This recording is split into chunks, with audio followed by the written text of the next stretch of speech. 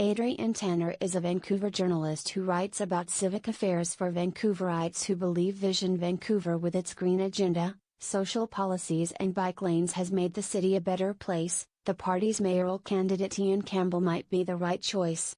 He's certainly got the party mantra down pat. When asked how to address the housing affordability crisis, he talks about expanding the number of housing co-ops, social housing and affordable rental buildings and adding density in all neighborhoods.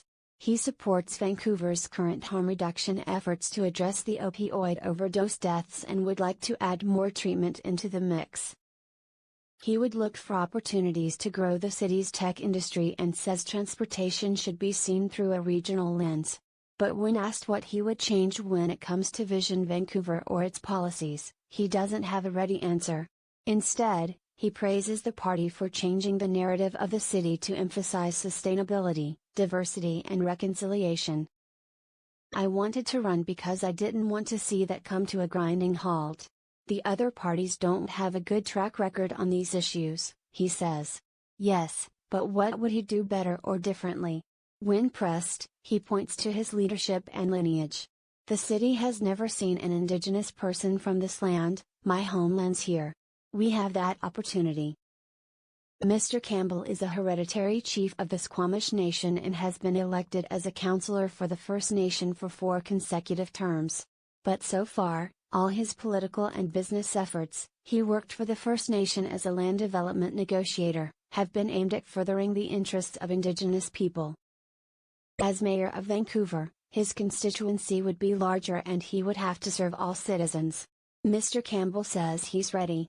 "I feel it's time to move on to bigger challenges." He is attempting the transition at a challenging time. Vision Vancouver's popularity is waning, which is natural for any party after a decade in power. However, rightly or wrongly, Vision is wearing the city's most pressing problem, the lack of affordable housing. And that makes it tough for anyone trying to run for mayor or council under the Vision banner this time around. Adding to the challenge are the number of competitors vying for the center-left vote. After Mayor Gregor Robertson announced he would not seek re-election, Vision insiders, in an implicit acknowledgement of the party's weakened position, promoted the idea of all left-of-center parties uniting around an independent mayoral candidate.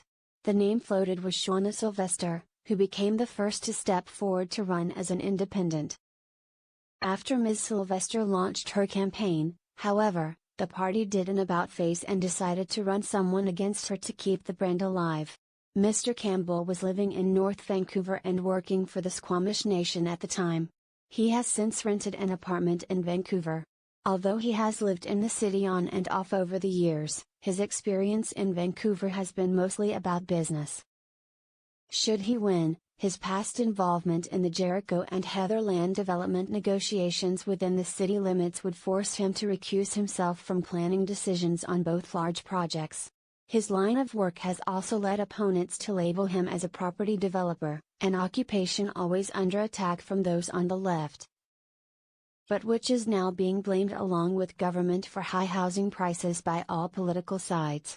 From the left, the greatest challenge to Mr. Campbell and Ms. Sylvester comes from Burnaby MP Kennedy Stewart, who is also running as an independent and has both political experience and an NDP-linked political machine. There are many candidates on the center-right as well, so this race is up for grabs. Even though Mr. Campbell has the advantage of Vision's solid party organization behind him, he's not a well-known name in Vancouver. The campaign will help raise his profile outside of his own First Nation. He may not turn out to be a political superstar. But as Jody Wilson-Raybould proved in the last federal election, there are opportunities for First Nations politicians. Mr. Campbell is ambitious, and if he does not succeed this time, he may very well try again.